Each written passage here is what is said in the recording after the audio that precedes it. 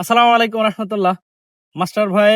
Master ভাইকে নিয়ে একটা ভিডিও করছিলাম কয়েকদিন আগে এই জমিতে দাঁড়িয়ে ওই কোনাতে। তো এই জমিটা হচ্ছে আজকে উঠাইতেছে, এখানে যে সবাই কাজ করতেছে দেখেন।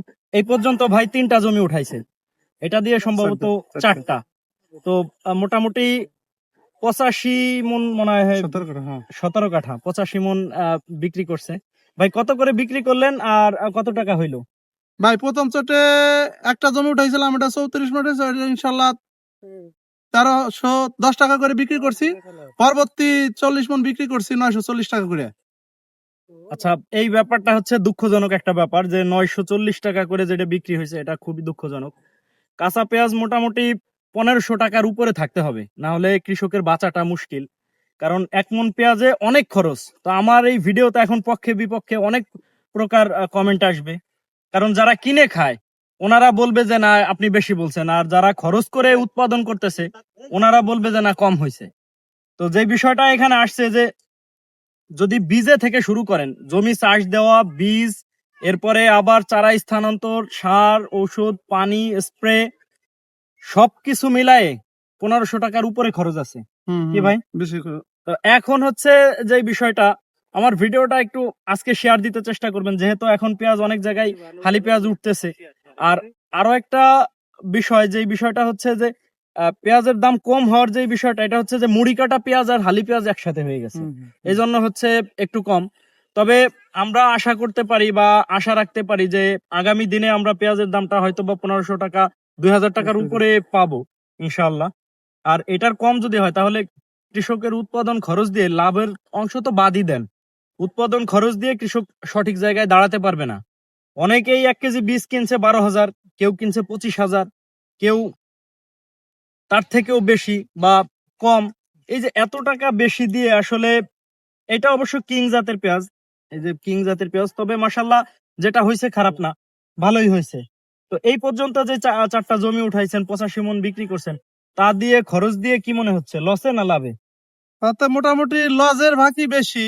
তারপরেও ই করি যে এই যে এখন আবার বর্তমান দামটা একটু মোটামুটি ভালো আছে, এই জন্য আমি জমিটা আজকের তুলছি। বাজার কত? আজকের বাজার হলো 1300 করে গেছে, কিন্তু আজকে আমি নেই, কিন্তু শুনেছি যে 1300 টাকা করেছে। আর আমি আশাবাদী, ইনশাল্লাহ মনে হয় সম্ভবত আগামীকাল বিক্রি করলে আমার মনে হয় 1400-1500 টাকা থাকতে পারে। যেহেতু আমার নাজমুল ভাই বলছে যে মুড়ি কাটা পেঁয়াজটা আসলে এখন তো এই সিজন, মুড়ি কাটা পেঁয়াজ আর এই যে হালি পেঁয়াজটা এক হওয়াতে এই দামটা একটু ওই হারে কমে গেছে অনেকটাই আর কম। আমি এর সরকারের কাছেও দাবি করি যে কৃষক যে হারে ওষুধ সারের যে দাম, সেই তুলনা আবার এই যে কৃষকের দাম করে বলি আমরা, এটার দামও বাড়তি।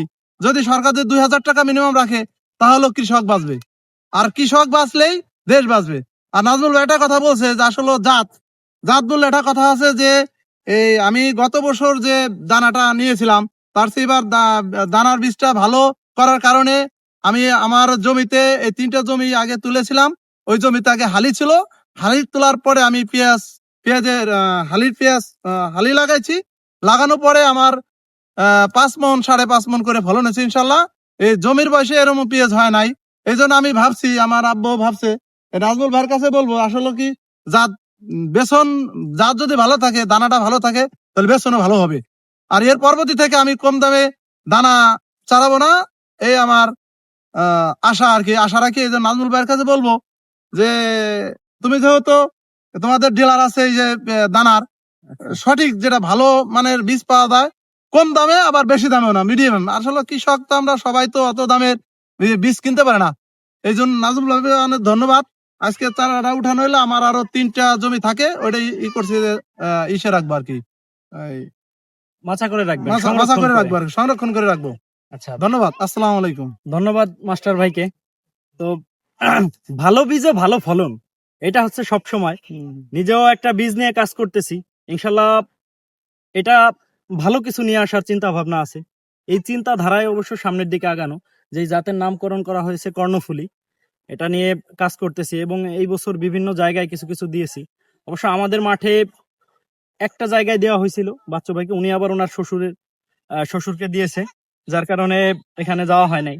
আর সব জায়গাতে রোজা থেকে ঘোরাটাও মুশকিল, যার কারণে ভাবছি যদি সম্ভব হয় ঈদের পরে, হয়তো ঈদের পরে যাইতে চেষ্টা করব। তো পরিশেষে যে বিষয়টা, যারা এই যে বেশি দামি বীজ করেন, যদি বীজ হিসাবে বিক্রি করার লক্ষ্য থাকে তাহলে আপনি সর্বোচ্চ দাম দিয়ে করেন। আর তা যদি না হয়, সেকেন্ড জেনারেশন অনেক কম দামের মধ্যে ভালো ভালো বীজ পাওয়া যায়, এগুলা ক্রয় করেন। আপনি এই বছর যেটাকে ফলন বৃদ্ধি মনে হইতেছে যে এই জাতটা ভালো, আপনি আগামী বছর ওইটা ক্রয় করেন, তাহলে তো আপনার জানা আছে। চাষাবাদ করে হচ্ছে নিজে জেনে নেওয়া যে এটার ফলন কেমন। তো এটা হচ্ছে একটা বিষয়।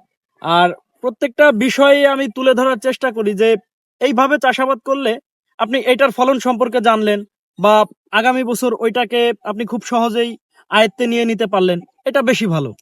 তো আমার ভিডিও যদি ভালো লাগে গ্রহণ করেন, বাকি ভালো না লাগলে অ্যাভয়েড করেন। তো সকলে ভালো থাকবেন, সুস্থ থাকবেন। আল্লাহ হাফেজ।